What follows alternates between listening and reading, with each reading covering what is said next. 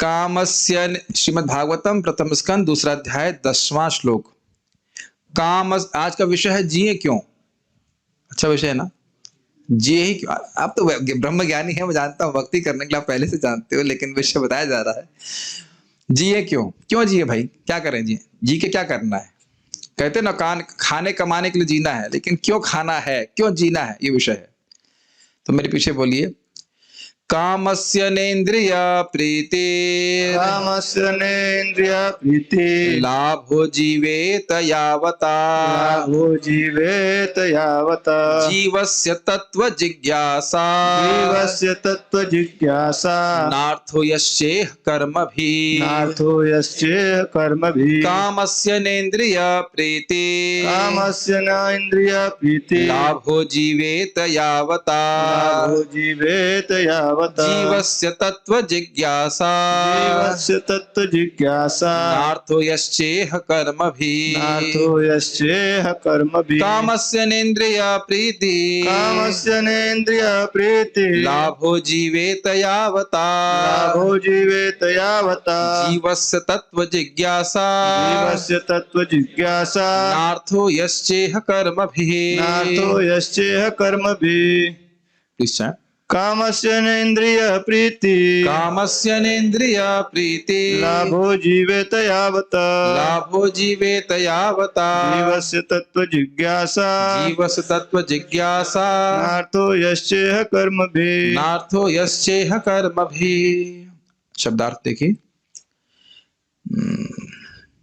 कामस्य, कामस्य इच्छाओं का, इच्छाओं का, न, न नहीं, इंद्रिय, इंद्रिय इंद्रियों की, इंद्रियों की, प्रीति ही, प्रीति तुष्टि, तुष्टि, लाभ, लाभ लाभ, लाभ, जीवेत, जीवेत आत्म संरक्षण, आत्म संरक्षण, यावता, यावता जितना, जितना, जीवस्य, जीवस्य जीव का, जीव का, तत्व, तत्व परम सत्य की, परम सत्य की, जिज्ञासा, जिज्ञासा, पूछताछ, उत्कंठा, सॉरी, जिज्ञासा मतलब पूछताछ और उत्कंठा।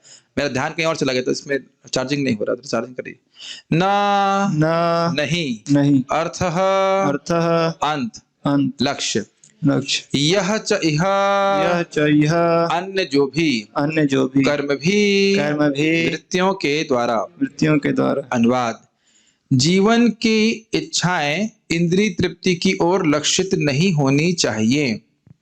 मनुष्य को केवल स्वस्थ जीवन की या आत्म संरक्षण की कामना करनी चाहिए, क्योंकि मानव तो परम सत्य के विषय में जिज्ञासा करने के निमित्त बना है। यही हमारे आज भक्ति वृक्ष का विषय भी रहेगा।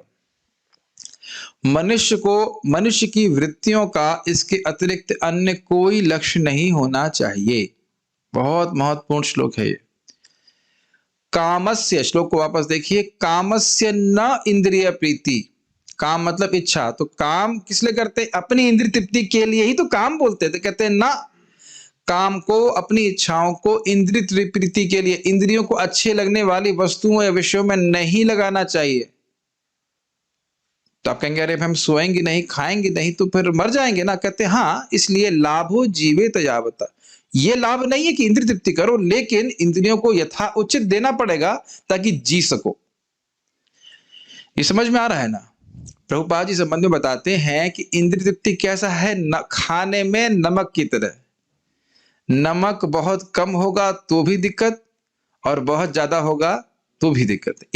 यथा उचित हो खाना पड़ेगा, सोना पड़ेगा, ताकि हम जीवन धारण कर सकें। भाई हम अगर सो ही नहीं पाएंगे तो भजन भी तो नहीं कर पाएंगे, खाना नहीं खाएंगे तो भक्ति भी नहीं कर पाएंगे, कपड़ा भी पहनना होता है, शरीर की रक्षा करनी होती है। समझ रहे हैं ना मेरी बात? लेकिन लाभो जीवेत यावता, तब उतना कि हम अपना शरीर धारण कर सकें। जिज्ञासा इंद्रिय तृप्ति के लिए नहीं होना चाहिए। श्लोक तो समझ में आ रहा है, लेकिन क्या वाकई समझ में आ रहा है? ये हमें प्रश्न करना पड़ेगा। आज मैं विचार कर रहा था, श्लोक तो समझ में आ रहे हैं, लेकिन क्या वाकई समझ में आ रहा है? एक आश्चर्य की बात है, एक भक्त मुझे बोले, मैंने कहा भागवत में लिखा है कि अगर व्यक्ति भगवान को जल्दी संतुष्ट करना चाहता है तो उसे अपनी इंद्रिय संयमित करनी चाहिए, नारद जी कहते हैं, और अन्यों पर दया करनी चाहिए, और जैसे भगवान रखें उसमें संतुष्ट होना चाहिए। तो मैंने कहा ये तो केवल भागवत में है, मैं समझा चेहरा दिख रहा था, लेकिन भागवत में तो क्या किस लिए अप्लाई करने के लिए नहीं है क्या? मतलब भगवान को संतुष्ट नहीं करना चाहते, खाली पढ़ लेंगे उसको, तो ये नहीं है। श्लोक तो समझ में आ गया, लेकिन समझ में आने का मतलब एप्लीकेशन भी। क्यों? क्योंकि जो व्यक्ति जेल में महान बनने का प्रयास कर रहा है, वो जेल से निकलने के बारे में कभी जिज्ञासा नहीं करेगा। सीधी बात समझ में आई? जो व्यक्ति जेल में फंसा हुआ है, उसको क्या जिज्ञासा करनी चाहिए? बाहर और कुछ जिज्ञासा करनी चाहिए।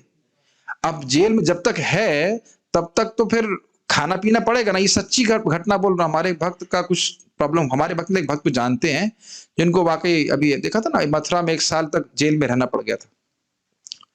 तो ऐसा नहीं वो सोच रहे कि मैं बहुत बढ़िया जगह रह रहा हूं, अब यहीं थोड़ा कुछ व्यवस्था कर लेता हूं, यहीं पे हमेशा रहना चाहिए। वो बड़े उत्कट उनकी लालसा थी कि किस प्रकार से वह जेल से बाहर निकले। अपने को जिंदा तो रखे हुए थे, लेकिन जेल से बाहर निकलने की जिज्ञासा सबसे महत्वपूर्ण जिज्ञासा है कि नहीं? तो कह रहे हैं जीवस्य, और वो तब होगा, जेल से तब बाहर निकलेगा जब इंद्रिय प्रीति की लालसा छोड़ेगा कि यहाँ खा लें, वहां छू लें, ये देख लें, वो देख लें। अगर ऐसा करेगा तो वो तत्व जिज्ञासा कैसे कर पाएगा? इसीलिए तो लोगों को तत्व जिज्ञासा की इच्छा ही नहीं होती। तो किस लिए जीना है? देखिए, जीवस्य तत्व जिज्ञासा, इंसान को जीना चाहिए। इंसान की बात कर रहे हैं यहाँ पे, क्योंकि हमें पहले बोल दिया गया था कि इंसानों के लिए परम श्रेय क्या है। तो कह रहे हैं जीवस्त तत्व जिज्ञासा, जीव को तत्व जिज्ञासा करना चाहिए। वो तत्व क्या है उसका श्लोक, अगला श्लोक वर्णन करेगा, लेकिन जीव को तत्व जिज्ञासा करना चाहिए। न अर्थो यश्च इह कर्म भी, इह मतलब इस जगत में, और उसके और कोई कर्म नहीं होनी चाहिए और कोई इच्छाएं नहीं होनी चाहिए। जितने भी कर्म कर रहा है, जितनी भी इच्छाएं, उसका उद्देश्य क्या होना चाहिए कि वो तत्व जिज्ञासा करे, भगवान को समझने का प्रयास करे। देखिए, इसको आप ऐसे उपमा से, एक एग्जाम्पल से समझ सकते हैं। जैसे साइंटिस्ट लोग लगे ही रहते हैं अपने पीएचडी करने में, खाते हैं, पीते हैं, स्नान करते हैं, शायद करते हो तो ये सत्य है, लेकिन मुख्य कार्य है उनका research. Does it make sense? ऐसा नहीं कि एक छोटा सा, मतलब 1 घंटा, 1.5 घंटा कर लिए बस बहुत है। एक खाना पूर्ति नहीं कर रहे हैं, अगर वाकई रिसर्च कर रहे हैं। Does it make sense? खाना पूर्ति समझते हैं आप? हाँ, थोड़ा बहुत कर लिया। आज ही मैं परम पूज्य राधानाथ महाराज का लेक्चर सुन रहा था, तो वो कह रहे थे कि जब हमारा श्रवण का आग्रह होगा, तो हमारा बोलने का भी आग्रह होगा। ये भौतिक और आध्यात्मिक दोनों वार्ताओं पे लागू रहता है। आपने कभी कोई प्रजल्प किया है? 1 मिनट रुक जाइए। ऐसा कोई व्यक्ति यहाँ उपस्थित है जिसने कभी प्रजल्प ना किया हो? ठीक है, अब तो स्वाभाविक सी बात है कि हाथ नहीं खड़ा करेगा। और प्रजल्प किया तो किया क्यों? क्योंकि बड़े आग्रह से सुना। नहीं समझ में आई बात? और जब बड़े आग्रह से सुना तो बोलने का भी आग्रह हुआ। बात बहुत सिंपल है, लेकिन एकदम हृदय को पकड़ने वाली बात, बहुत गंभीर बात महाराज बोल रहे थे। क्योंकि सुनने का आग्रह है, इसलिए बोलने का आग्रह है।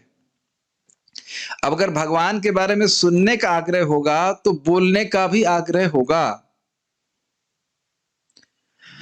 और सुनने का आग्रह तब होगा जब जिज्ञासा होगी, और नहीं तो हम कैसे आहार की जिज्ञासा, निद्रा की जिज्ञासा, मैथुन की जिज्ञासा और भय से निवृत्ति की जिज्ञासा में ही अपना जीवन व्यतीत कर सकते हैं। लेकिन यहां क्या बोल रहे हैं? ना, वह तो पशुओं को भी प्राप्त होते हैं। शास्त्र का वचन है, विषय खलु सर्वतः स्यात्, विषय भोग तो सर्व जगह, हर जगह प्राप्त है। आज यहाँ थोड़ा सा स्थान गंदा है, मैं बताना नहीं चाहता क्या किस प्रकार से गंदा है, लेकिन उस वस्तु को खाने वाले सुअर को भी वो भोग प्राप्त हैं। उनकी जिज्ञासा करना ये मनुष्य के लिए उपयोगी बिल्कुल नहीं है। उपयोगी नहीं, उचित बिल्कुल भी नहीं। दृश्य कुछ भी हो, लेकिन उससे कृष्ण भावना की शिक्षा हमें जरूर प्राप्त हो जाती है। जो लोग सामने बैठे हो समझ पा रहे हैं मैं क्या कह रहा हूँ? समझ रहे मेरी बात? कह रहे हैं भक्त बोल रहे बड़ा गद्दार है, बदबू आ रही है, ये है वो है, ठीक है, लेकिन उस बदबूदार वस्तु को भी कोई बड़ा उपादेय मान के खाने वाला जीव है, फीस्ट होगा उसके लिए। यस, स्पष्ट रूप से कहा जाए तो टॉयलेट का पाइप जो है गड़बड़ हो गया, तो सब जगह मल फैला हुआ है, तो उसको भी खाने वाले सुअर को वही सुख मिलता है आहार, निद्रा, भय, मैथुन में, जो एक बहुत बड़े धनाढ्य व्यक्ति को प्राप्त होता है। तो क्या उसी के लिए जिज्ञासा हमें करनी चाहिए? ये विचार करना चाहिए। बड़े रिवोल्यूशनरी श्लोक हैं ये सब। ये नहीं कि बस सुन के हाँ उठे और झाड़ के चले गए, नहीं, अपने जीवन में हमें धारण करना है। कितना मेरा आग्रह है भगवान की दिव्य कार्यकलापों को समझने का, और नहीं है तो प्रयास करना चाहिए इसको। एक भक्त बोले, प्रभु जी 8 बजे की भक्ति क्लास कंपलसरी है। हमने कहा अब बताइए क्या बोल रहे हैं आप, कंपलसरी है? कितना घंटे पढ़ते हैं बेटा? कहाँ तक पढ़ाई किया आपने? कहाँ तक पढ़ाई की आप? बीएससी किए है ना? तो 10th में कितने घंटे पढ़ते थे आप स्कूल में? 1 घंटे क्लास होती होगी? कितना घंटे थे? कंपलसरी 6 घंटा है कि नहीं? और यहां हम तो विचार करना चाहिए। ठीक है, आप कह रहे हैं अच्छा, अब लिंक बड़ा सुंदर है, ये लिंक मैंने लिया है विजय ध्वज तीर्थ जी की टीका से, बड़ा रोचक लिंक है। देखिए, आप कह रहे हैं कि जीवन की इच्छाओं को इंद्रिय तृप्ति में नहीं लगाना चाहिए, तो भूखे रहकर और वस्त्र आदि धारण ना करके हमें मृत्यु को प्राप्त हो जाना चाहिए क्या? मर जाएं क्या, ये कहना चाहते हो? तो कहते हैं नहीं। तो इस पर यह श्लोक कह रहे हैं कि जितने से जीवन धारण हो जाए उतना ग्रहण करके व्यक्ति को तत्व की जिज्ञासा करनी चाहिए। मैं समझता हूं श्लोक तो बहुत स्पष्ट समझ में आ रहा होगा, अर्थ तो बड़ा समझ में आ रहा होगा। सारार्थ दर्शनी चक्रवर्ती पाद के द्वारा, जो सुख इंद्रियों की तृप्ति, इसका अर्थ है इंद्रिय प्रीति के द्वारा प्राप्त होता है, जो विषय भोग से प्राप्त होती हैं, वह जीवन का उद्देश्य अर्थात लाभ नहीं है। जीवित लाभो जीवित यावत, ये अर्थ कह रहे हैं। इसका अर्थ समझते हैं। कुछ लोगों को इंद्रिय तृप्ति समझ में नहीं आती, किसी को इंद्रिय तृप्ति नहीं समझ में आती। यहाँ पे पता नहीं, हो सकता कुछ लोग नए हो तो यह शब्द ना समझ में आता हो कि इंद्रिय तृप्ति का अर्थ क्या होता है। एक बार मैं भी प्रवचन करने गया था, गांव में जाता हूँ बच्चों को, तो बार बार बोल रहे थे इंद्रिय तृप्ति इंद्रिय तृप्ति। बाद में एक लड़का किसी दूसरे बच्चे से पूछता है ये इंद्रिय तृप्ति क्या है? उसको ये समझ में नहीं आया इंद्रिय तृप्ति की बात क्या हो रही है। इंद्रिया मतलब ज्ञानेंद्रियां, आंख हो गई, कान हो गए, नाक हो गया, जिह्वा चखने वाले इंद्रिय, और त्वचा, इसके द्वारा हम ज्ञान ग्रहण करते हैं और हमें कुछ अच्छा लगता है। भाई जैसे गर्म पानी से जाड़े में स्नान करना, कौन सी इंद्रिय तृप्ति है? त्वचा की। भाई जो लोग बीमार हैं वो करे, कोई आपत्ति नहीं है, मैं उसकी बात नहीं कह रहा। और कोई रूप देखना किसकी इंद्रिय तृप्ति है? आंख की। कोई शब्द फिल्मी सुनना, आंख की, कान की। और बढ़िया बढ़िया खाना खाना, जीभ की। और कुछ सूंघना, नाक की। समझ में, इसे कहते हैं इंद्रिय तृप्ति। तो इसके द्वारा ये उद्देश्य जीव का नहीं होना चाहिए, ये बात बोल रहे। ये मनुष्य जीवन के लिए नहीं है। कहाँ गया फाइल? अच्छा, अपितु जितने से जीवन धारण हो जाए उतना ही काम का सेवन करना चाहिए, ये अर्थ है यावत जीवेत। समझ में आ रहा है? यावत मतलब जितना, जिससे हम, काम का मतलब हो गया भाई इंद्रियों को संतुष्ट करना पड़ेगा, सोना नहीं पड़ेगा हम लोग को, सोना पड़ेगा, खाना पड़ेगा। मैथुन त्याग सकते हैं, पूरी तरह से मरेंगे नहीं, इसमें चिंता मत करिएगा।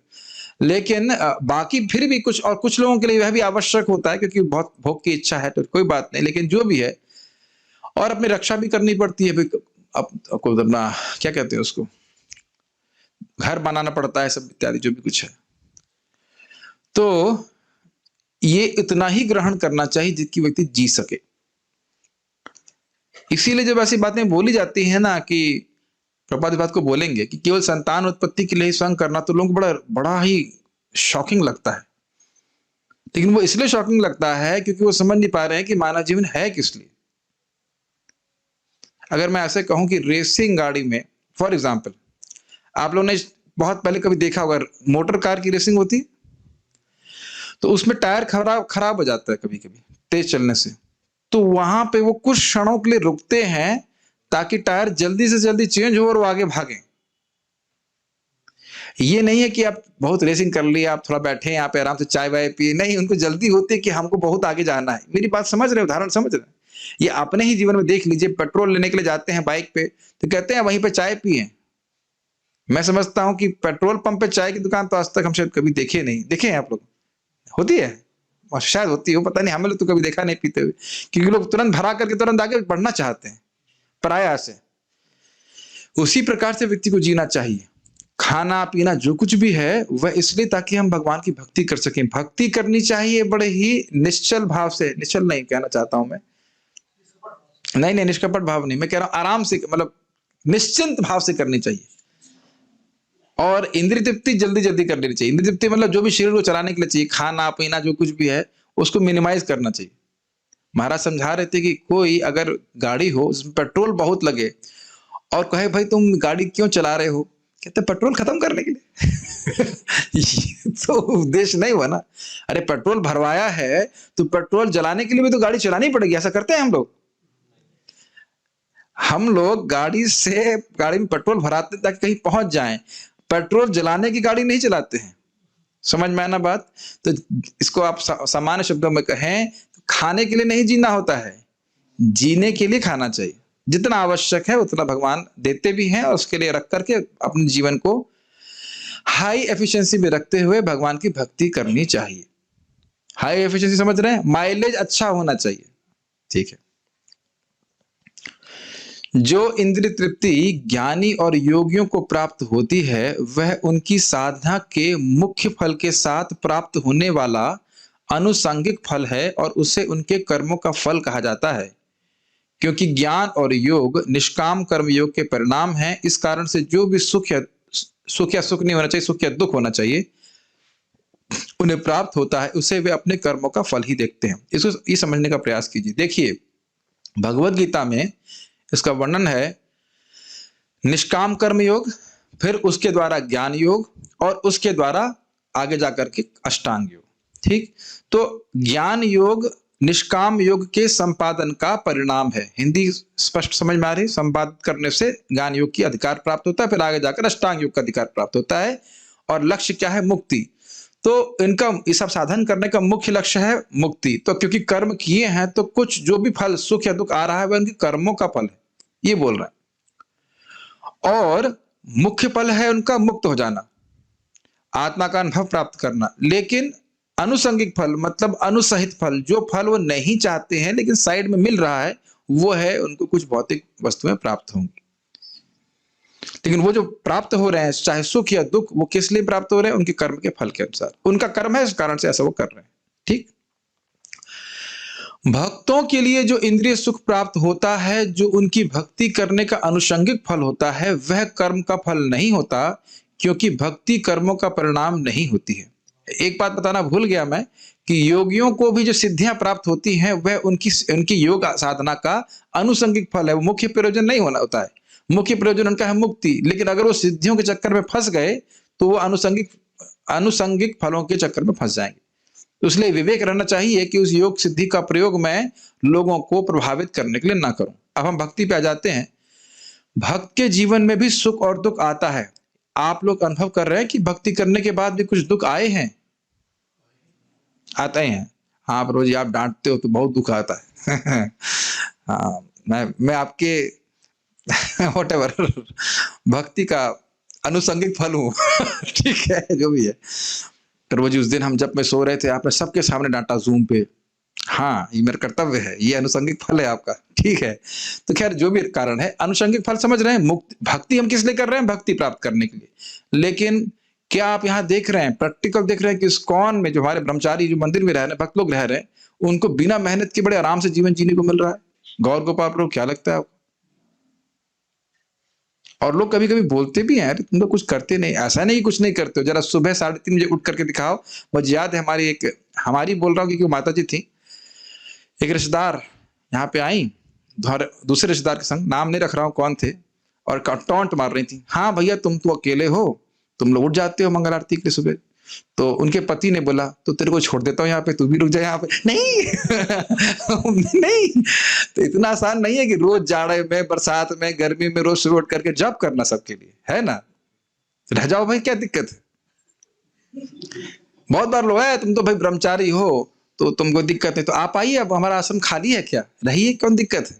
इससे बड़ा सुंदर बात बताना चाहता हूँ, विनोदपूर्ण है, मैंने पहले भी बताई थी। प्रभुपाद जी एक कैंप लगाए थे बड़ा अच्छा लगता है। एक कैंप लगाए थे नदी के किनारे, भक्त लोग कीर्तन कर रहे थे, प्रसाद का आनंद ले रहे थे। तो एक व्यक्ति नाव अपने चप्पू चलाते हुए आया और बड़ा द्वेष करते हुए चिल्लाने लगा, ए तुम लोग नालायक, कुछ नहीं करते, कोई काम नहीं करते, केवल नाचते गाते रहते हो। तो भक्त ने कहा, देखिए प्रभुपाद जी कितना निंदा कर रहा है। तो प्रभुपाद जी कुछ गुस्सा नहीं कहते, please come and enjoy with us. आओ हमारे संग रहो। लेकिन वो नहीं रह सकता, वो नहीं कर सकता, टेंशन ही टेंशन। यही भक्तों को देख लेना चाहिए कि भगवान ठाकुर जी कितना प्रेम से रखना है। आनंद सुबह कौन उठ के नाचता है बताइए? सुबह उठते ही टेंशन टेंशन, बिजनेस ये वो। तो भक्त लोग जो है आनंद लेते ही हैं, स्वाभाविक रूप से, भौतिक रूप से भी सुखी रहते हैं, लेकिन कभी कभी दुख भी आता है। बुखार नहीं हुआ हम लोग को तो पूरे आश्रम में 5-6 लोगों के साथ ही बुखार हुआ, कष्ट आया। तो अब वह कष्ट क्यों आ रहा है, ये बहुत महत्वपूर्ण बात है। परंतु उसको हम व्याख्या करेंगे भी। परंतु भक्त भी सुख या दुख का अनुभव करते हैं, और ये भक्ति का ही परिणाम होता है। आप तो कह रहे हो भक्ति अंतरंगा शक्ति की वृत्ति है, भक्ति करने से दुख कैसे आ सकता है, ये प्रश्न बन सकता है। तो देखिए, वह दुख को भगवान की कृपा ही मानते हैं, तो दुख है वो। Does it make sense? बाह्य रूप से वो दुख और सुख लग रहा है, लेकिन भक्त को वो दुख नहीं लग रहा है। ये बड़ा, जो सच्चे भक्त है उनकी बात कर रहे हैं, और उसके हम थोड़ा व्याख्या करने का प्रयास करेंगे। इसको यहां पे वह भगवान की उक्ति से कह रहे हैं, यस्याहम अनुग्रहणामि हरिष्ये तद्धनम शनैः ततो धनम त्यजन्तस्य स्वजना दुख दुखितम। अब इस श्लोक को सुनने के बाद निश्चित रूप से लोग भगवान कृष्ण की भक्ति करना बंद कर देंगे।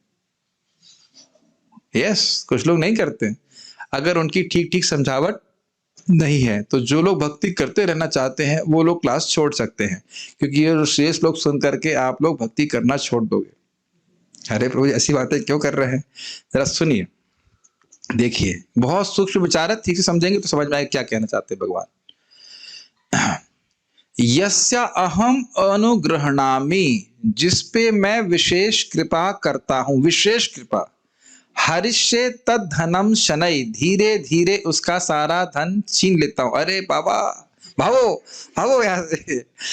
ततो धनम त्यजन तस्य, जब उसका धन इस प्रकार से छूट जाता है, अस्य स्वजना दुख दुखितम, वह उसका धन भी गया, और जो उसके स्वजन, जिनका वह सोच रहा था कि वह मुझसे प्रेम करते हैं, जिनका वो आश्रय ले रहा था, वह भी उसको त्याग देते हैं। वो बहुत दुखी होता है। मैं यहाँ इसको पहले अनुवाद पढ़ूंगा, फिर उस पर रुक करके थोड़ा विचार करेंगे। बड़ा ध्यानपूर्वक सुनिएगा इसको। यदि मैं किसी पर विशेष कृपा करता हूं, विशेष का एम्फसाइज किया है, तो क्रमशः उसका धन छीन लेता हूं, तब उसके संबंधी और मित्र ऐसे निर्धन व्यक्ति को त्याग देते हैं, और वह इस प्रकार एक के बाद एक दुख प्राप्त करता है।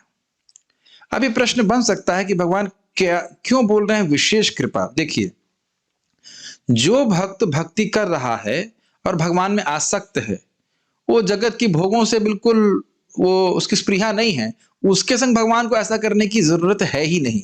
जैसे युधिष्ठिर महाराज, जैसे कि ध्रुव महाराज किए, ध्रुव महाराज संग ऐसा नहीं किए ना, समझ रहे हैं मेरी बात।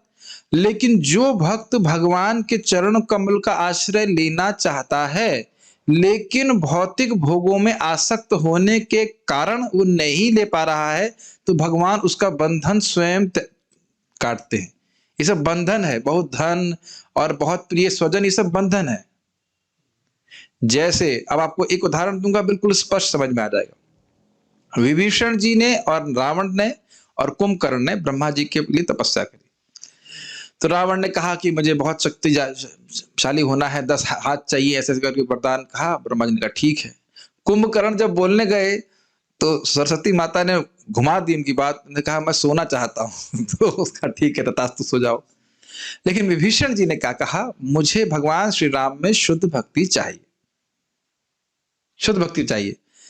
अब दिक्कत ये हो रहा था कि विभीषण जी की रावण में भी आसक्ति थी, क्योंकि अपने बड़े भाई हैं, स्वाभाविक रूप से प्रेम है उनका, भक्ति तो कर रहे थे, लेकिन रावण से भी प्रेम था। तो आप जानते ही हैं कि जब रावण को बोला उन्होंने कि आप श्री राम की शरण में चले जाओ, तो रावण ने क्या किया, लात मार दी। तब आ गए ना भगवान श्री राम की शरण में। अच्छा हुआ कि बुरा हुआ? चलिए एक और एग्जाम्पल समझ लीजिए। शील प्रभुपाद जी तब वानप्रस्थ टाइप्स थे, वानप्रस्थ टाइप के थे, लेकिन सन्यास लेने के लिए उनके स्वप्न में शिला भक्ति सिद्धांत ठाकुर जी आए कि सन्यास लो सन्यास लो। तो वो कह रहे थे मैं सन्यास कैसे लूंगा, और वानप्रस्थ भी नहीं थे प्रैक्टिकली उस समय, उनका बिजनेस था काफी, और बिजनेस बढ़िया चल रहा था। तो कह रहे अभी तो मेरे बहुत सारे दायित्व हैं। अब जानते हैं गृहस्थ जीवन में दायित्व कभी समाप्त ही नहीं होता है। आदमी समाप्त हो जाता है लेकिन दायित्व कभी समाप्त नहीं होता है। तो फिर प्रभुपाद जी का सारा बिजनेस समाप्त हो गया और प्रभुपाद जी ने फिर इस श्लोक को देखा और तब देखा कि जब मेरा बिजनेस समाप्त हो गया अब मुझसे कोई प्रेम नहीं करता।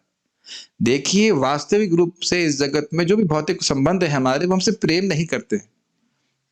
इसे कहते हैं तुम मेरी पीठ खुजलाओ और मैं तुम्हारी पीठ खुजलाऊंगा। इसका अर्थ समझते हैं? तुम मुझे इंद्रिय तृप्ति दोगे तो मैं खुश, और मैं तुम अगर इंद्रिय तृप्ति नहीं दोगे तो हम दुश्मन बन जाएंगे। ये तो हम प्रत्यक्ष देखते हैं, इसमें कोई विरोध तो नहीं होना चाहिए, विवाद नहीं है। हाँ, अगर संबंध आध्यात्मिक स्तर पे है तो ठीक है, अच्छी बात है। तो समझ में आई? तो समझ में आ रहा है भगवान की कृपा किस भक्त पे है। तो अच्छा ये है कि हम स्वयं ही आसक्ति त्याग दें, नहीं तो भगवान फिर उस आसक्ति को त्याग करवाएंगे तो हमें कठिन लगेगा। और अब प्रभुपाद जी के शायद पिताजी का बात है कि जब 4 हाथ वाला देना चाहता है तो ये 2 हाथ वाला कैसे ग्रहण करेगा। प्रभुपाद जी से सारा कुछ छीन लिया था ना, और फिर प्रभुपाद जी जो शरीर छोड़ रहे थे तो कितने सारे, प्राय पूरे विश्व में इनके लिए घर था। प्रैक्टिकली हर देश में इनका एक घर जरूर था, है कि नहीं? 108 मंदिर बने, सब कुछ। और जब वो लेना चाहता है तो जब 4 हाथ वाला मतलब भगवान विष्णु लेना चाहते हैं तो ये 2 हाथ वाला क्या रोकेगा। अच्छा, बलि महाराज भगवान की पूजा करना चाहते थे तो बलि महाराज चाहते तो थे लेकिन आसक्त थे भोग में, पूरा खींच लिया कि नहीं खींच लिया। अच्छा एक बात समझिए, खींच तो सब कुछ लेते हैं, धन और स्वजन कुछ देते भी हैं क्या? अपने आप को स्वयं दे देते हैं, ध्यान रखना इस बात। क्योंकि इस प्रकार से निराश्रित होकर केवल भगवान का ही वो फिर आश्रय लेता है। तो ये श्लोक से डरना नहीं चाहिए। समझ रहे ना कि भगवान की भक्ति करेंगे तो हमारा धन सब चला जाएगा। ठीक है, देखे सुने न भक्त भिखारी। भक्त ना तो ना भिखारी के रूप में ना देखे जाते हैं ना सुने जाते हैं, कभी नहीं ऐसा होता। श्रील प्रभुपाद जी बहुत अच्छी तरह से समझाते हैं कि जितना हमारे जीवन की आवश्यकता है भगवान पूर्ण करेंगे, लेकिन ये नहीं सोचना चाहिए कि हमको बहुत बहुत भोग देंगे। ये भक्त की भावना नहीं होनी चाहिए। ओके, और सुदामा को दिए भी तो थे, सुदामा को दिए ना, लेकिन सुदामा निष्प्रिय रहे, उससे उनको भोगों की लालसा नहीं हुई। वो यही माने कि ये सुदामा ये माने कि जो भगवान को महल दिए वो भगवान के हैं और भगवान की ही सेवा में इसको नियोजित किए। तो जो भक्त भोग से प्रभावित नहीं होगा उसको भगवान देते हैं, लेकिन जो भोग ऐसी कोई वस्तु जिससे भक्त का पतन हो जाए वो भगवान फिर नहीं देते उस बात को। शायद समझ में आ रहा होगा। एक महाराज युक्ति कहा करते थे, परम पूज्य गौर कृष्ण महाराज, नारायण जिस पे कृपा करता देत 3 वरदान, रोगी और निर्धन करता देता जगत में असम्मान। ऐसा कर कुछ था कविता। जगत में असम्मान होता है, वो रोगी भी हो सकता है और वह निर्धन भी हो सकता है। प्रभु जी, हाँ, तो इस प्रकार से हम देख सकते हैं कि भक्तों को, लेकिन वो अंदर से प्रभुपाद जी कितने खुश थे वो हम कल्पना नहीं कर सकते। आप प्रभुपाद जी की जीवनी पढ़े होंगे तो इसमें इस बात को प्रभुपाद जी खुद इस श्लोक को देखे और प्रसन्न हुए थे। भगवान की इस उक्ति के अनुसार हमें सब खराब इसलिए लग रहा है क्योंकि हम भौतिक भोग में आसक्त हैं। जैसे एक और एग्जाम्पल, परीक्षित महाराज पूरे विश्व के राजा हैं और 1 हफ्ते के अंदर उनको मृत्यु होने का दंड प्राप्त हुआ या शाप प्राप्त हुआ, लेकिन उसको उन्होंने वरदान ही मांगा, तभी तो श्रीमद् भागवतम श्रवण कर पाए। तो श्रीमद् भागवतम श्रवण कराने की इच्छा या मंशा लेकर के भगवान ने ऐसा करवाया कि इनको श्रीमद् भागवतम श्रवण करने की इच्छा हो। जब उद्धव जी द्वारका की रानियों को वो भागवत सुना रहे थे तो परीक्षित महाराज कह रहे थे मेरे को भी तो कुछ मौका दीजिए सुनने का। कहते हैं आपका मौका आएगा, भगवान आपको निमित्त बनाएंगे, भागवत सुनने का मौका देंगे और एकदम एक्सक्लूसिव भागवत सुननी होगी, कोई आपको इसमें डिस्ट्रक्शन नहीं होगा। तो कैसे आएगा वो नहीं जानते थे, लेकिन भगवान ने उनको निमित्त बना करके जीवंत कर दिया है कि नहीं। ध्रुव महाराज देखिए, शुरुआत का जीवन देख लीजिए, कठिनाई आई ना, घर छोड़ना पड़ा, लेकिन 6 महीने बाद भगवान प्राप्त हुए। आगे आप सुनने वाले नारद जी जब छोटे बच्चे हैं, एकमात्र उनकी माँ ही उनका आश्रय थी और वह उनकी माँ मर गई सांप ने से डस लिया। लेकिन क्या वहां नारद जी कहते हैं, मैंने उसे भगवान की कृपा ही माना, क्योंकि उस माँ की आसक्ति की वजह से वह भगवान की शरणागति नहीं स्वीकार कर पा रहे थे। काफी सारे उदाहरण दीदी, समझ में आ रहा होगा आपको? ठीक है। भगवान की इस उक्ति के अनुसार भक्तों के दुख को भगवान के द्वारा या भक्त के भक्ति में की गए अपराधों के द्वारा प्रकट हुआ मानना चाहिए। तो यानी दो संभावनाएं हैं, एक कि भक्त के भगवान स्पेशल अनुग्रह किए इसलिए दुख आ रहा है, और दूसरा कि उसने जो भक्ति में कभी अपराध किए, किसी वैष्णव के प्रति अपराध किया या नाम अपराध किया, धाम कोई भी अपराध किया, उसकी वजह से उसको दंड प्राप्त होता है। जैसे एक पिल्ला, ये सच्ची घटना है, एक पिल्ला बेबी डॉग, पिल्ला समझते हैं, पिल्ला प्रभुपाद जी के पास बार बार आ रहा था। बिल्ला था कि पिल्ला था मुझे याद नहीं, लेकिन जहां तक स्मरण आ रहा है पिल्ला था। पिल्ला बार बार श्रील प्रभुपाद जी मॉर्निंग वॉक पे जाते थे और उसके प्रभुपाद जी के चरणों में बार बार आके गिर जाता था, उसको हटाया जाता था, फिर आ जाता था। फिर प्रभुपाद ने अपने शिष्यों को बोला कि ये मेरा पतित शिष्य है, इसको मत हटाओ। मैं बार बार बोल रहा हूं भक्तों, आपको पता नहीं है चल रहा कि हम कितने महान आचार्य के अनुगत्य में हैं। आप देख लेंगे किसी पल्ले को देख कर, जो दो चार पल्ले घूम रहे गौशाला में, देख लेंगे कि पिछले जन्म में क्या थे। आप जानते हैं, तो कुछ वह अपराध किए जिसकी वजह से ऐसा हो गया। लेकिन ऐसा नहीं कि ऐसा हो भी सकता है और ऐसा होता भी है, लेकिन अगर ऐसा होता भी है तो भी भगवान की भक्ति से वो च्युत नहीं होते। फिर वो मान लो एक जन्म में पशुओं ने प्राप्त भी हो गए, फिर वो आगे जाकर के भक्ति में आएंगे। समझ रहे ना मेरी बात? देखिए, डरना नहीं चाहिए। महाराज अच्छा समझा रहे थे, भाई बिजली से बहुत सारे कार्य करते हैं, बिजली से करंट भी तो लगता है, तो ध्यान देना चाहिए ताकि हम करंट का उपयोग, करंट के झटका ना खाएं और करंट से काम उपयोग ले। से मैं एक बहुत अच्छे वैष्णव से बात कर रहा था और उन्होंने बड़ी सिंपल सी बात कही, नाम अपराध करना ही क्यों? मैंने कहा वाह, बड़ा बहुत जब करते हैं, कहा नाम अपराध करो ही क्यों? बात बहुत सिंपल है ना, वैष्णव अपराध क्यों करो, वैष्णव निंदा क्यों करो? भाई आप कह रहे हो नाम अपराध काटना बड़ा कठिन है, वैष्णव अपराध काटना कठिन है, तो करे ही क्यों? क्या मिल रहा है निंदा करने से? बात बहुत सिंपल है, but it's very striking, is it not? जब हमारा इतना नुकसान है तो क्यों करें इसको? इसके लिए एक सोल्यूशन ये है कि हमेशा अपने आप को भक्ति में नियोजित रखना चाहिए। फालतू की बात करेंगे, फालतू लोगों का संग करेंगे, गलत लोगों का संग करेंगे तो अपराध बनेंगे ही 100%। सबसे ज्यादा अपराध बनता है वाणी से। जीवस्य अर्थात जीवन का प्रयोजन केवल तत्व जिज्ञासा अर्थात भगवान को जानने के लिए होना चाहिए। जैसे कि आप देख सकते हो हमारे भारत के जो साइंटिस्ट थे, क्या नाम था उनका, जो प्रेसिडेंट बने, अब्दुल कलाम जी। उनसे पूछा गया कि आपने शादी क्यों नहीं करी? कहे मैं भूल गया। कितना अमेजिंग है ना। परम पूज्य गौर कृष्ण महाराज बोल रहे थे कि जब हम सुने इसको तो हम रोमांचित हो गए कि देखो कितने निमग्न हो गए मिसाइल जिज्ञासा में कि शादी को बिल्कुल भूल ही गए, है ना। बोले कि हम, वो महाराज बता रहे थे क्या हम लोग इस प्रकार से भागवत में भगवान की भक्ति में नहीं डूब सकते? एक और उदाहरण बता रहा हूँ, ये परम पूज्य राधा गोविंद महाराज जी बताए थे, बहुत सुंदर उदाहरण है। वो बोले एक ब्राह्मण की कथा बता रहे थे। एक ब्राह्मण थे और वो कुछ शास्त्र लिख रहे थे, बहुत डूबे हुए थे शास्त्र को लिखने में। ये तत्व जिज्ञासा के उदाहरण सोचिए। और एक बार उस समय लाइट नहीं होती थी, वो दीपक चलता होता, दीपक में वो लिखते थे। तो एक दिन वो दीपक बुझ गया, लिख रहे थे, दीपक हवा से बुझ गया किसी भी कारण से। तो कोई एक स्त्री आई और उसने दीपक को जलाया। जब जलाया, स्वाभाविक सी बात है, तो उसका चेहरा भी दिखा उनको। पूछा तुम कौन हो? कहते मैं आपकी पत्नी हूं। और वो वृद्ध हो गए थे ऐसे करते करते। कितना अमेजिंग है ना। ऐसे भी लोग हुए हैं। फिर उन्होंने उस शास्त्र को अपनी पत्नी के नाम पर लिखा। नाम मुझे भूल गया महाराज कौन सा शास्त्र बोल रहे थे, कुछ शास्त्र लिखे थे। ऐसे भी लोग हैं। अब हम लोग कल्पना, हम लोग स्वीकार भी नहीं करेंगे ना कि ऐसा कोई व्यक्ति हो सकता है और ऐसी पत्नी भी हो सकती है। तो इस प्रकार से हम देख रहे हैं कि भगवान की तत्व जिज्ञासा इतनी आनंददायक है, इतना सुखदायक है कि लोग उसी में पूरा निमग्न हो जाते हैं। और इसके लिए होना चाहिए यह, अर्थात इस जगत में कर्म आदि के अनुष्ठान के द्वारा स्वर्ग प्राप्ति करने का प्रयास जीवन का लक्ष्य नहीं होना चाहिए। अब आप ये भी कह सकते हो प्रभु जी हम तो स्वर्ग नहीं प्राप्त करना चाहते, हम तो केवल अमेरिका जाना चाहते हैं। तो अगर आप अमेरिका को ही स्वर्ग मान रहे हो तो वह भी कर्मों का प्रयास नहीं होना चाहिए। मुझे याद है कि मैंने किसी कारण से मैं उस एरिया में गया था दिल्ली के, मुझे याद नहीं रहा क्यों, या हमारी गाड़ी इधर से घूम रही थी जहाँ पे वीजा बनते हैं। सबसे लंबी लाइन अमेरिका के एम्बेसी के आगे लगी थी, लंबी लाइन। मुझे याद आ रहा है कहाँ के लिए यार, मुझे याद नहीं आ रहा किस लिए, प्रभु जी के संग गया था, उन्हें को जर्मन एम्बेसी में जाना था।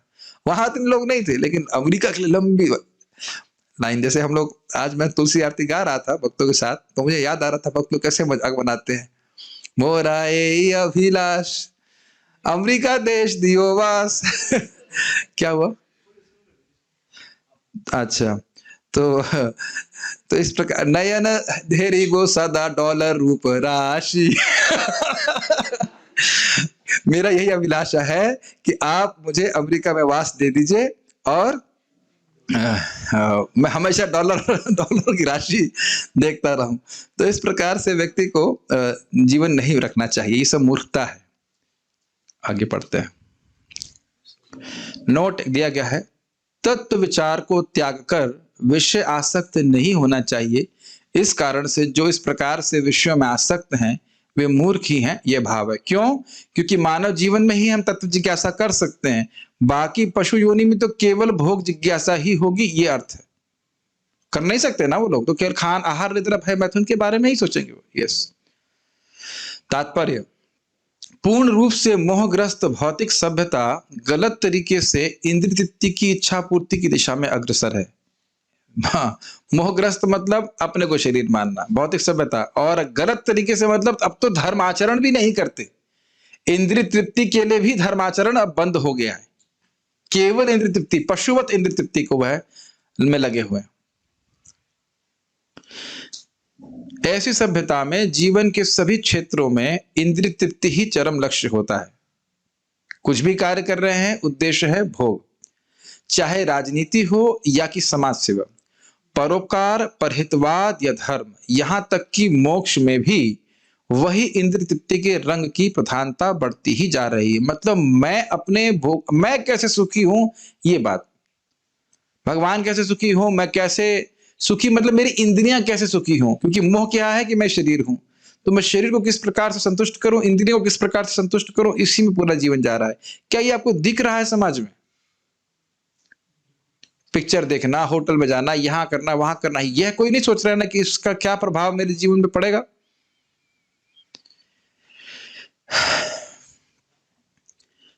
जैसे मुझे याद है कि एक बार एक भक्त ने मेरे को जैकेट लाके दी, मैंने पहनी भी, मुझे पता नहीं था, मैं वो अच्छी जैकेट थी। बाद में, मैं तो कभी वैसे जैकेट पहना नहीं, विदेश की जैकेट थी। बाद में मुझे समझता हूँ 3 महीने 4 महीने वो कर्म ढोने के बाद एक वक्त मुझे बताया कि अरे इसमें तो चिड़ियों के पंख हैं। मेरा मुंह खुला रह गया, बाप रे। मैंने तुरंत फिर दूसरे व्यक्ति को देखने का, भाई हम तो नहीं पहन सकते इस तरह से, चिड़ियों के पंख। गर्म बहुत थी, लेकिन मुझे बड़ा क्रोध भी आया कि उस व्यक्ति ने क्यों मुझे इस प्रकार से दिया। तुम्हारे प्रभु जी मतलब विनोद में कह रहे थे, सनक सनातन, भाई तुम उसको पहन के मंगल आरती गए तो उन पक्षियों का भी उद्धार हो जाएगा। लेकिन नहीं, बहुत बड़ा कर्म लग गया। अभी भी मुझे कोई भक्त जैकेट दी, मैं पूछा भाई इसमें वो तो फायदा तो नहीं है, लेकिन वो चिड़ियों को मार मार के बनाया जाता है। ऐसा नहीं कि जो पड़े हुए मोर पंख खरीदते हैं, नहीं, समझ रहे मेरी बात। तो धर्म का विचार है ही नहीं ना, तभी तो ये सब तरह की चीजें बिक रही हैं। समझ रहे ना मेरी बात? अपना बस शरीर ठीक रहे, सामने वाले को कितना कष्ट प्राप्त हो रहा है उससे कोई मतलब नहीं। राजनीतिक क्षेत्र में लोगों के नेता अपनी अपनी इंद्रिय तृप्ति के लिए परस्पर झगड़ते हैं, ये तो स्पष्ट समझ में आना है। वो आप जानते हो, हाथ जोड़ के रहते हैं और कहते हैं एक बार सेवा का मौका दीजिए, हमारी इंद्रियां संतुष्ट नहीं है, इनकी सेवा बहुत जरूरी है, ये कहना चाहते हैं। आपकी सेवा नहीं करना चाहते हैं, दिखाते जरूर है कि हम हाथ जोड़ रहे हैं आपकी सेवा, एक बार सेवा का मौका अवश्य दें, लेकिन कहना ये चाहते हैं कि एक बार सेवा मिलेगी तभी तो हमको मेवा, नहीं, एक बार मेवे का मौका अवश्य दें, ये कहना चाहते हैं वो सब, कि हमारा मेवा कम हो रहा है, कुछ हमारे कितने करोड़ करोड़ रुपए इकट्ठे करते हैं, नहीं, और फिर सब छोड़ के चले जाते हैं। मूर्खता है कि नहीं? सोचिए अगर कोई नेता गो वध बंद करा दे, हाँ, गोवंश का पालन कराए, कहे कि गीता सब जगह होना चाहिए, कितना सुंदर बात हो जाएगी, कितना उसका परलोक सुधर जाएगा। बता रहे हैं कि नई शिक्षा प्रणाली में कुछ गीता आ रही है, तो जो अच्छी बात है, और राजा इस प्रकार से किया करते थे। आप पृथु महाराज के बारे में पढ़ेंगे तो कहेंगे नहीं, बड़ा प्रार्थना करते हैं कि हे मेरे प्रजावासियों, आप लोग कृपया धर्म का पालन कीजिए, नहीं तो मेरी दुर्गति हो जाएगी। समझ रहे हैं बात? तो आजकल कोई सोचता नहीं इस प्रकार से। मतदाता भी, बहुत ध्यानपूर्वक सुनिए, मतदाता भी नेताओं को तभी मानते हैं जब वे उनकी इंद्रिय तृप्ति कराने का वचन देते हैं। अगर कोई कहे कि एक बार मौका दीजिए, इस बार हम लोग भागवत को, श्रीमद् भागवतम के शिक्षा को जरूर शिक्षा में लेके आएंगे, कोई वोट नहीं देगा उसको। देगा? कहेगा ये पागल आगे कहां से, ये भागवत कौन पढ़ेगा? यही बोलेंगे ना। जब मतदाता अपनी इंद्रिय तृप्ति में असंतुष्ट हो जाते हैं तब वे नेता को पदच्युत करा देते हैं। नेताओं द्वारा मतदाताओं की इंद्रियों को तुष्टि ना करके उन्हें सदैव निराश करना पड़ता है। अन्य क्षेत्रों में भी यह लागू होता है। ये बहुत गंभीर बात प्रभुपाद कह रहे हैं। मतदाता सोच रहा है कि ये नेता मेरी इंद्रियों को संतुष्ट करेगा, लेकिन और वो ऐसा बोलते भी है, लेकिन वो ये समझ नहीं पा रहे हैं कि जितना हम इंद्रियों को संतुष्ट करने का प्रयास करते हैं वो उतना और अधिक असंतुष्ट हो जाती हैं। इस चीज को समझ पा रहे हैं? तो अब उन्होंने एक नेता का चुनाव किया कि इंद्रियों को संतुष्ट करो। एक जीव की भी इंद्रियों को संतुष्ट नहीं कर सकता है कोई, क्योंकि जितना वो भोगेगा उतना भोग की लालसा और बढ़ेगी। क्या समझ रहे हैं? इसी कारण से कोई ना कोई व्यक्ति उस नेता से जरूर असंतुष्ट रहेगा और उसको नीचे लाने का प्रयास करेगा। और इसके जस्ट विपरीत आप 5वें स्कंद में पढ़ोगे कि भरत महाराज विश्वास भी नहीं होता, करोड़ों साल तक राज्य किए, पता नहीं कितने लाखों साल तक राज्य किए, नीचे सरकार से गिरने का कोई प्रश्न ही नहीं होता, और इतना अच्छा राज्य कर रहे थे कि उनके राज्य के हर व्यक्ति शुद्ध भक्ति कर रहा था। हर व्यक्ति, हम लोग कितना अभ्यास कर रहे हैं, कितना कठिनाई महसूस कर रहे हैं, हर व्यक्ति भी मोक्ष की भी इच्छा नहीं करता था। इतना सुंदर शासन भरत महाराज ने किया, और ऐसे राज्य को ऐसे त्याग के चले गए जैसे मल त्याग देता है व्यक्ति, देखना भी नहीं चाहता ना मल को। इतनी उनकी विरक्ति थी कि भरत महाराज की, इसीलिए तो उनका चरित्र को भागवत में रखा गया। अद्भुत है, इज इट नॉट?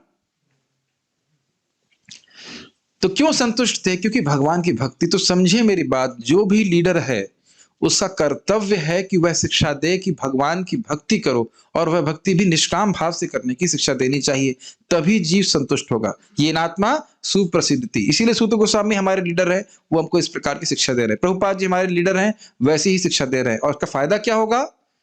फायदा ये होगा कि हमें भगवान का धाम प्राप्त होगा। बहुत ध्यानपूर्वक सुनिए, कोई भी माता पिता हो, जो कुछ भी हो, कोई भी लीडर अगर लोगों को बता रहा है कि बेटा भक्ति करो, भगवान की पूजा करो, भगवान की सेवा करो, तो मल्लोक कामः, ये 5वें स्कंद में लिखा हुआ है। स्वयं ऋषभदेव कहते हैं कि अगर मेरे लोक की कामना करता है, वो टीचर चाहता है कि भगवान के धाम की प्राप्ति हो, तो भक्ति का उपदेश देना चाहिए। भगवान कह रहे जैसे मैं उपदेश दे रहा हूं वैसे ही तुमको उपदेश देना होगा। उपदेश देने मात्र से भगवान की कृपा हम पर आती। और कह नहीं बेटा अभी भक्ति क्यों कर रहे हो, बुढ़ापे में भक्ति कर लेना, ये सब तो भगवान की कृपा नहीं होती। नहीं समझ रहे हैं?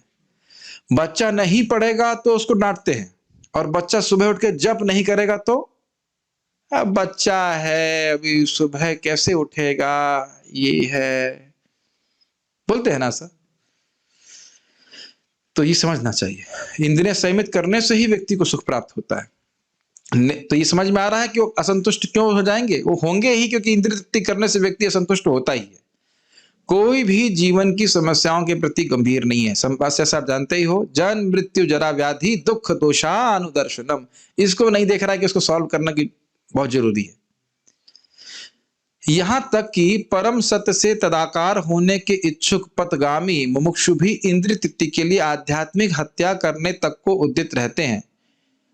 अब ये समझ में शायद नहीं आया होगा। देखिए, आत्मेंद्रिय प्रीति वांछा तारी बोले काम, कृष्णेंद्रिय प्रीति वांछा धरे प्रेम नाम। अपनी इंद्रियों को जब जीव संतुष्ट करना चाहता है तो उसको काम कहते हैं, भोग की इच्छा करते हैं।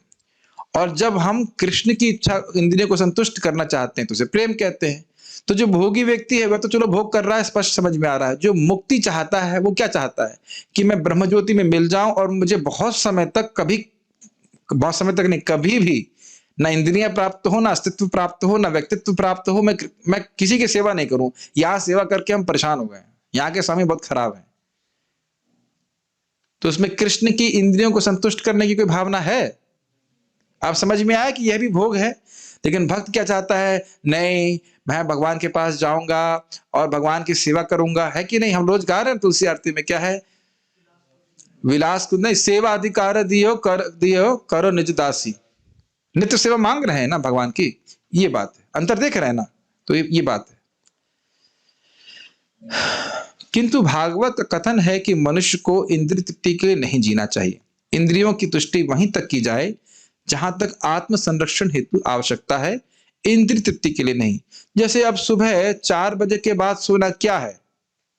शरीर की आवश्यकता है, इसलिए सोना चाहिए, है ना विनय? मुझे श्लोक को जीना है ना हमको। हमें 3 बजे 3:30 बजे क्यों उठना चाहिए? क्योंकि इसके लिए मानव जीवन है। ये नहीं कि हम 7 बजे तक उठ रहे हैं, हम उठ नहीं सकते हैं, इतने कमजोर हैं कि उठ नहीं सकते। तो ऐसे कैसे व्यक्ति भगवान को प्राप्त कर पाएगा, बताइए? और आश्चर्य की बात यह है कि जो लोग पढ़ाई कर रहे हैं, तैयारी कर रहे हैं, वह तो 3 बजे उठ जाते हैं, लेकिन जो भजन कर रहे हैं उनसे नहीं उठा जा रहा था 3:30 4:30 बजे। जो छोटे मोटे गोल लेके घूम रहे हैं कि आईएएस बन जाए, ये बन जाए, वो बन जाए, वो जान रहे हैं सुबह उठ करके 3 बजे उठ करके पढ़ाई अच्छी होती है। लेकिन जो भजन करने वाले लोग हैं, उनको नहीं समझ में आ रहा है कि हाँ भाई 3 बजे 4 बजे उठ करके भजन अच्छा होता है। मैं उनको नहीं बोल रहा जो उठते हैं, जो मैं उनको ऑब्वियसली बोल रहा हूँ जो नहीं उठते। तो उठना चाहिए। आप देखो कितना अच्छे से भक्ति हो जाती। समझ रहे ना मेरी बात? और अनुभूत भी है लोगों का।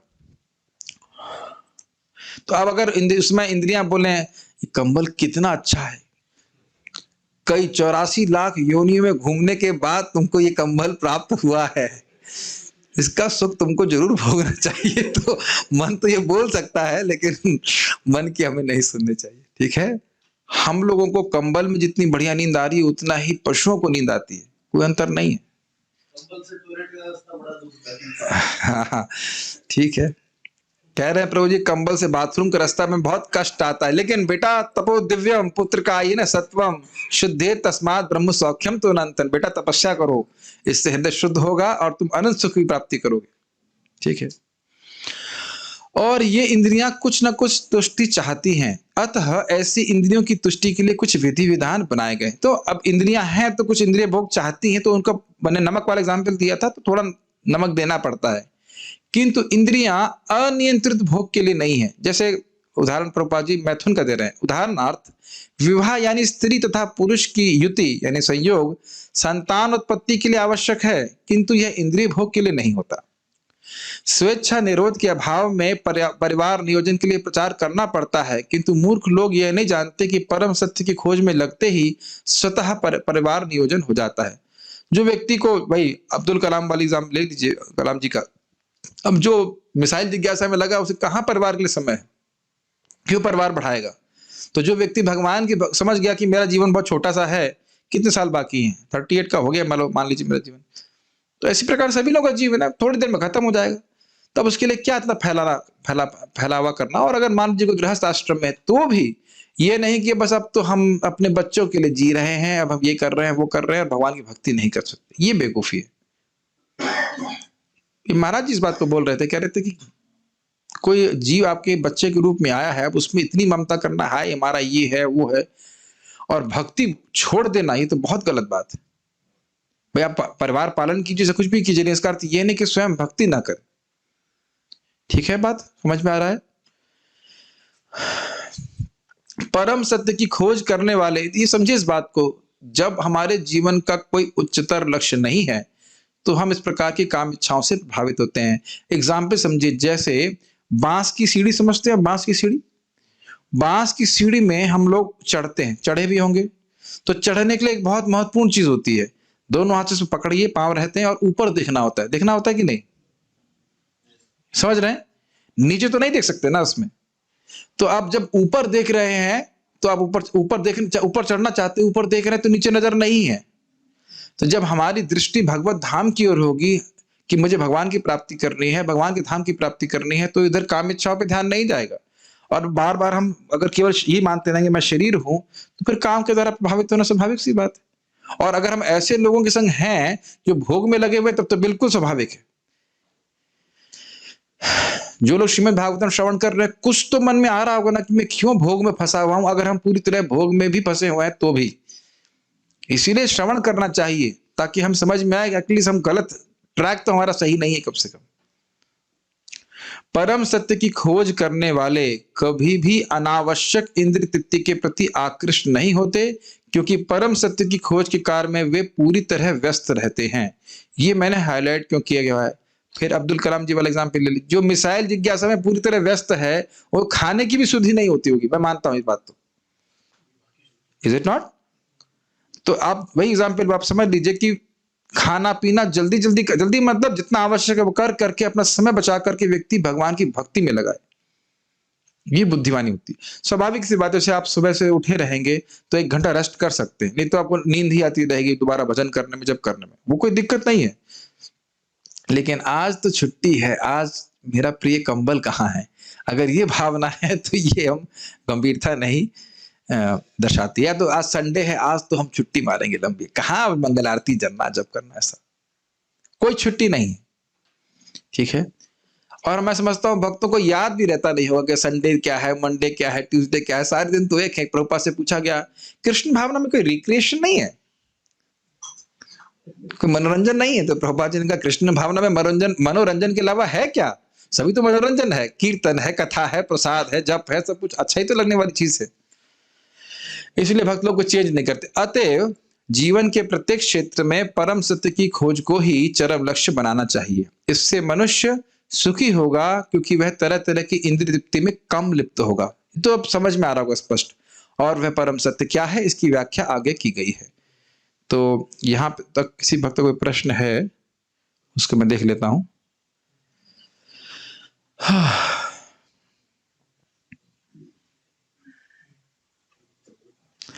कुंती महारानी भी कह रही हैं कि मुझे और अधिक कष्ट दे। नहीं, कुंती महारानी कष्ट नहीं मांग रही हैं। कुंती महारानी ये कह रही हैं, खैर वो तो आगे आएगा। कुंती महारानी ये कह रही हैं कि यदि उस विपदा से आपके दर्शन हो तो वो विपदा चाहिए। ये सब आप जो बोल रहे हैं, मुझे ये बार बार ये बातें आई हैं, उसको जब हम वहां पढ़ेंगे तब समझेंगे। वो कृष्ण का दर्शन चाह रही हैं, विपदा की वजह से कृष्ण आते हैं तो विपदा स्वीकार है। पता नहीं, वैसे गुड ऑब्जर्वेशन, विल हम जब पढ़ेंगे तो समझ में आएगा। ओके, भौतिक संसार में भी प्रेमी सोचता है कि उसकी प्रेमिका का 100% उसी से प्रेम हो। उसी प्रकार भगवान भी कहते हैं कि भक्त का भी ध्यान उन्हीं की तरफ हो। बस एक बात यह है कि भौतिक जगत में जो प्रेमिका है वो 100% नहीं, 1% भी प्रेम नहीं करती है, वो खाली जेब से प्रेम करती है, जेब में कितने धन है कि नहीं। और ना सिर्फ प्रेमिका, कभी कभी पत्नियां भी, ए कितना कमा के लाया ऐसा बोलती है। महाराज बोलते हैं, अरे भाई पत्नी को प्रेम से बोलना चाहिए, ये बेचारा थका आ रहा है, अरे इतना ही कमा के लाया, इससे कुछ नहीं होगा, ऐसा नहीं बोलना चाहिए। लेकिन भगवान जब बोल रहे हैं कि मुझ में ध्यान लगाओ, तो जानते हैं कि भगवान भक्त को असीमित सुख देने वाले हैं। क्या थोड़ा थोड़ा मजाक कर देते हैं, हमारा बुरा मत मानिए, लेकिन सत्य बात है। वैसे भरत महाराज का एग्जाम्पल हम 10.88.8 में कैसे लगा सकते हैं क्या? नहीं नहीं नहीं नहीं, भरत महाराज ने स्वयं ही पूरे अपने जगत का जो वैभव था वो त्याग दिया था, ठीक है। कह रहे हैं कि भगवान कह रहे हैं कि भगवत गीता में भगवान अपने भक्तों की रक्षा करते हैं और मैं उनको देता हूं जो उनको आवश्यक हो। बहुत अच्छा प्रश्न है। Milind Prabhu, I am sending you a nice prasadam from my side, from my heart. Very nice question. कह रहे हैं, आप कह रहे हो कि भगवत गीता में योगक्षेम वहां में हम, जो उसका योगक्षेम है मैं वहन करता हूं, जो अनन्य भाव से मेरा चिंतन करता है। तो ये बताइए कि जो भक्त भौतिक भोग में आसक्त है और भगवान की प्राप्ति करना चाहता है, तो उसके लिए आवश्यक है ना कि भगवान उसकी आसक्तियों को, धन इत्यादि को हटा दें। तो भगवान ने उसकी रक्षा ही करी ना। नहीं समझ में आया? एक हम व्यक्ति को जानते हैं, हमारे मित्र हैं, उनके जीवन में काफी कष्ट आया, लेकिन एक अच्छी बात हुई कि शादी से बच गए। अच्छा हुआ ना।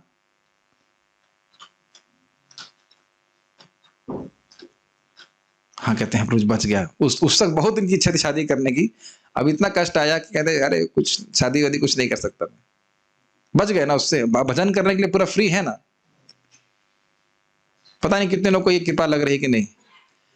हाँ, कोई भक्त बता रहे हैं भामती टीका वाचस्पति मिश्र ऋषि थे आफ्टर 36 ईयर, 36 साल के बाद उन्होंने देखा। थैंक यू, ये अच्छा आपने बताया। नेता तभी तभी तो शराब और पैसे बांटता है, तभी लोग वोट देते हैं। यहाँ सही बात है। दोनों लोग क्या, मुझे बड़ा अच्छा लगता है परम पूज्य नवयोगेंद्र महाराज का, लोभी गुरु और पापी चेला दोनों नरक में ठेलम ठेला। ये बहुत अच्छा लगता है। ऐसे लीडर है, ना अपनी इंद्रिय संयम करना चाहते हैं और ना अपने शिष्यों की। ठीक है, ओके। और कोई प्रश्न है? 3:30 पे नहीं जग पाते पर 4:30 पे जग, अरे ठीक है, वो ठीक है। 3:30 नहीं तो 4:30 भी ठीक है, कोई दिक्कत नहीं है। नहीं कोई घबराई मत। 6:30 नहीं, 4:30 तो ठीक है, कोई दिक्कत नहीं। 6:30 भी ठीक है, कुछ तो करो, कहीं से तो शुरू करो।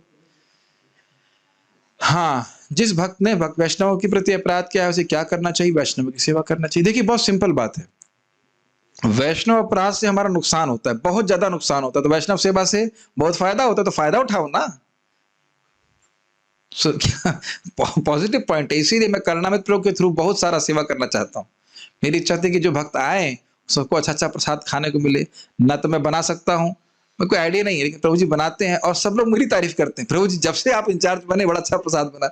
मैंने कहा भाई मैंने तो एक उसमें एक दाना भी डाला नहीं है। मैंने कहा मेरे सब आपकी कृपा से मेरा नाम हो रहा है। It's just but whole idea is we want to serve devotees. आप लोग आइए कभी यहाँ, बहुत अच्छा प्रसाद हो रहा है। यस, तो मेरा एक टारगेट है कि हमारे कांग्रेगेशन डिवोटी से घर का चूल्हा बंद हो जाए। अरे इतना अच्छा मिल रहा है, क्या बनाना है यहाँ पे, ऐसा होना चाहिए। तो हम खाली बोल रहे थे, लेकिन ये हमारे देखो परम हमारे श्रीमान गौरांग प्रभु जी को कितना पढ़े हैं, कितने शास्त्रज्ञ हैं। हम अपनी आंखों से देखे कैसे 4 बजे यहाँ पे उठ करके वैष्णव के लिए प्रसाद बना रहे हैं। इससे एम्पावरमेंट मिलता है आपको वैष्णव सेवा से। गृहस्थों के लिए महाप्रभु बोले 2 बात, एक नाम जप, वैष्णव सेवा। और बोले फिर वैष्णव कौन? कहते जिसके मुख से एक बार भी हम कृष्ण नाम सुन रहे हो तो वो वैष्णव। ठीक है। अच्छा, एक प्रश्न ये है कि जो लोग वैष्णव अपराध करते उनका संग करना चाहिए? नहीं। देखिए सम्मान हमें सबका करना चाहिए जो लोग हरे कृष्ण मंत्र कर रहे हैं, लेकिन संग हमें सजातीय स्निग्ध भक्तों से करना चाहिए। सजातीय मतलब जिनका जो कृष्ण की पूजा कर रहे हैं, और स्निग्ध मतलब जो झगड़ा नहीं करते। झगड़ा करने वाले, प्रजल्प करने वाले भक्तों का संग नहीं करना है, लेकिन आदर देना है। अगर प्रसाद देने की बात आए तो हे तुम वैष्णव अपराधी हो, तुमको हम रसगुल्ला नहीं देंगे या प्रसाद नहीं देंगे, ऐसा नहीं है। लेकिन कहे कि भाई आओ थोड़ा जाकर थोड़ा सा भक्त माल कर लेते हैं, समझ रहे हैं? भक्त माल मतलब भक्तों की निंदा कर लेते हैं, तो ना, वो सब हम नहीं करें। ठीक है कि नहीं? ओके। और कोई आप में से किसी को प्रश्न? यस प्रो, माइक पे पूछिए अगर पूछना चाहते हैं तो। आज हमारे भक्ति वृक्ष की कक्षा 8 बजे से है। ठीक है, हाँ पूछ लीजिए। यस, जैसे कि भक्ति में आने से पहले भी काफी लोग अज्ञातवश मतलब कि वैष्णव के प्रति निंदा किए होंगे, एंड भक्ति में आने के बाद उनको पता चला कि वैष्णव के प्रति उन्होंने निंदा किया। Very good question. एंड तो वो उसको किस तरह से आप सुधार? बहुत अच्छा, एग्जैक्ट सेम प्रश्न, एग्जैक्टली सेम प्रश्न एक ब्राह्मण ने महाप्रभु से किया था चैतन्य चरितामृत। एकदम सेम प्रश्न कि मैं भक्ति में नहीं आया और मैं कह बोलता अरे आज के जमाने में कौन वैष्णव है, कोई वैष्णव है, कोई वैष्णव नहीं है, तो अपराध हुआ ना। तो उन्होंने क्या करना चाहिए महाप्रभु? महाप्रभु ने कहा जिस मुख से किसी ने जहर पिया हो उसी मुख से अमृत पीना चाहिए। अब भक्तों का गुणगान करें, भक्तों की सेवा करें और दोबारा जहर ना पिए। ये है सोल्यूशन। ऐसा नहीं कि अब सब खत्म हो गया, हम कुछ कर ही नहीं सकते, ऐसा नहीं। गलती समझ में आ गई तो हाँ, लेकिन एक समझ लेना चाहिए, 2-3 बातें ध्यान रखनी चाहिए इस संबंध में, कंटेक्स्ट में। कि देखिए मान लीजिए कोई व्यक्ति आपके संरक्षण में है, आपके प्रति वो गुरु बुद्धि है या आपकी रिस्पॉन्सिबिलिटी है, तो उनको करेक्ट करना हमारा दायित्व है। नहीं कर रहे हैं तो वो हम अपने कर्तव्य की उपेक्षा कर रहे हैं। समझ रहे हैं? मान लो भक्त जप नहीं कर रहा है, मंगल आरती नहीं जा रहा, तो उसको हम बोलते हैं कि आप जाइए मंगल आरती करिए। आप पूछते तो कम से कम जरूर है, लेकिन हम दुनिया भर के पुलिसमैन नहीं हो सकते। आप जिनों की हमारे प्रति गुरु बुद्धि नहीं है उनको पीछे नहीं लगने के। जहां आश्रम के सभी डिवोटीज की कंपलसरी गुरु बुद्धि होनी ही चाहिए, ये आश्रम में जो लोग भक्त रह रहे हैं वही नहीं कह सकते प्रभु जी मेरे आपके प्रति गुरु बुद्धि नहीं है, आप मुझे मंगल आरती के लिए मत टोकिए ना, तो फिर वो कहीं और जाके किसी और के प्रति गुरु बुद्धि करे। ये हमारा सिंपल सा प्रिंसिपल है। Once somebody stays in ashram, he has to wake up। हमारे सब भक्त बहुत अच्छे हैं, मैं किसी की निंदा नहीं कर रहा, सब लोग तो सब उठ ही जाते हैं, मैं खाली बोल रहा हूँ एटीट्यूड होता है। एक बार आप only give correction to those who sign up, ये सिंपल सी बात। दुनिया लोगदारी के लोग हर व्यक्ति के प्रति करेक्शन करने बैठेंगे तो अपराध बना देंगे, एक बात। दूसरा, कोई व्यक्ति कुछ सेवा कर रहा है, उसकी सेवा में कृपया कभी भी व्यवधान मत डालिए द्वेष करके। भक्त लोग कभी नहीं करते हैं ऐसा, लेकिन कुछ लोग कभी कभी ऐसा कर भी सकते हैं। परम पूज्य राधा गोविंद महाराज जी कहीं प्रवचन करने गए थे, उनको नहाने के लिए बाल्टी नहीं दी थी एक व्यक्ति ने, बेचारे का बड़ा दुर्गति हो गई। मैंने कहा मुझे क्यों नहीं मौका मिला बाल्टी महाराज के लिए देने के लिए। मुझे याद है अपने गुरु महाराज के लिए, महाराज आए थे जब मंदिर में जप करने के लिए, हमारे सीनियर गॉड ब्रदर ने कहा महाराज के लिए गर्म पानी लेके आओ। मैं दौड़ के गर्म पानी लेके गया, महाराज ने कहा नहीं चाहिए। एक का मौका था वो भी नहीं मिला। एक बार महाराज बीमार पड़ गए थे तो यहाँ पे कहा, एक भक्त बोले जड़ी बूटी लेके आओ, लेके फिर मैंने पूछा महाराज ने ली, कहते नहीं। हमने कहा ओ खाली महाराज के लिए मृदंग बजा पाया, एक बार कीर्तन महाराज कर रहे थे। तो उत्साह होना चाहिए वैष्णव की सेवा का, ठीक है, वैष्णव की सेवा। एक एग्जाम्पल आपको दूंगा, रघुनाथ दास गोस्वामी महाप्रभु के चरणों की प्राप्ति करना चाहते थे, जितनी बार घर से भागते पकड़ ले जाते, जितनी बार घर से भागते पकड़ ले जाते। तो फिर एक बार उनके गांव में, क्या नाम था गांव का भूल रहा हूं, जो भी है, उनके गांव में पानीहट्टी, यस हाँ पानीहट्टी फेस्टिवल, यस। तो वहां पे नित्यानंद प्रभु आए और कहे उनको प्रणाम कर रहे थे रघुनाथ दास गोस्वामी दूर से, ए चोर इसको इधर लेके आओ, इधर लेके आओ। चोर के बोल रहे हैं क्योंकि महाप्रभु नित्यानंद प्रभु के प्रॉपर्टी है। कहते तुम चोर, तुमको आज मैं दंड दूंगा, तुमको आज मेरे पहले उनको जमीन पर प्रणाम की तो अपने उनके सर पे अपना चरण रख दिए। कितनी कृपा, नित्यानंद प्रभु अद्भुत है, कृपा की। और बोले तुम चोर हो और तुम्हें आज हम दंड देते हैं। तो क्या दंड है? तो उन्होंने कहा कि हमारे जितने भी पार्षद हैं, अमेजिंग, सोचिए नित्यानंद प्रभु के 12 गोपाल और जितने सारे पार्षद, उन सब के लिए हम लोग ग्वाले हैं, और हम लोग जो है यहाँ पे नदी का किनारा है, गंगा जी का तट है, हम सब लोग दही चीड़ा खाना चाहते हैं। तो बहुत सुंदर दही चीड़ा के मतलब आयोजन हुआ, सबने सुना, खाया उसको, बहुत कीर्तन वगैरह सब कुछ हुआ। और उसमें महाप्रभु स्वयं आए और जो लोग देख पा रहे थे वो देख पा रहे थे, सब लोग नहीं देख पा रहे थे कि किस प्रकार महाप्रभु सबके दोने से चीड़ा खा रहे हैं, और देख रहे थे किस प्रकार नित्यानंद प्रभु खिला रहे हैं और नित्यानंद प्रभु महाप्रभु को खिला रहे हैं। ऐसे कुछ लोग देख पा रहे थे इस प्रकार से। तो फिर उसके बाद उनको कुछ समय के बाद घर से भागे और फिर वो महाप्रभु की शरण प्राप्त कर ली। तो वहां पर भी हम देखते हैं वैष्णवों का सेवा करने से महाप्रभु की विशेष कृपा उनको प्राप्त हुई थी। तो ये भाव हमें रखना चाहिए कि हम कैसे वैष्णव को संतुष्ट कर सके। प्लीज रोज प्रार्थना करना चाहिए, हे श्रीमती राधा रानी, मैं सच्चा भक्त बन सकूं, मैं अपने व्रतों का पालन कर सकूं और वैष्णवों की हृदय से सेवा कर सकूं। बहुत सुंदर प्रार्थना है। कौन सी 3 प्रार्थना है?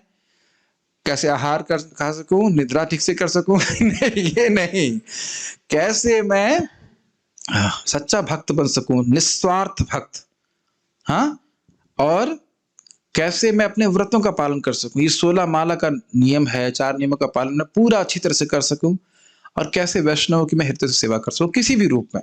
केवल प्रसाद ही नहीं होता है, बहुत तरह से हम भक्तों को सुखी कर सकते हैं, इस प्रकार से है। तो बहुत जल्दी भगवान की कृपा होगी। कोई भक्त पूछ रहे हैं कि अगर हमारे जीवन में बहुत अधिक कष्ट आया है तो हम ये कैसे समझें कि भगवान की कृपा है या हमारे कर्मों की? देखिए, दोनों ही समझना चाहिए। समझना ये चाहिए कि मेरे जीवन में बहुत कष्ट आना था, लेकिन आया बहुत कम है। बहुत आना था मेरे कर्मों के अनुसार। भक्त की बुद्धि सोचिए, तत्तेनो कंपाम सुसमीक्षमानम, मेरे जीवन में जो कष्ट आ रहा है वो उससे बहुत अधिक आना था। तो जो आ रहा है वो मेरे कर्मानुसार आ रहा है। भक्त की भावना ऐसी है, कर्मानुसार आ नहीं रहा है, और भगवान की कृपा से बहुत कम आ रहा है।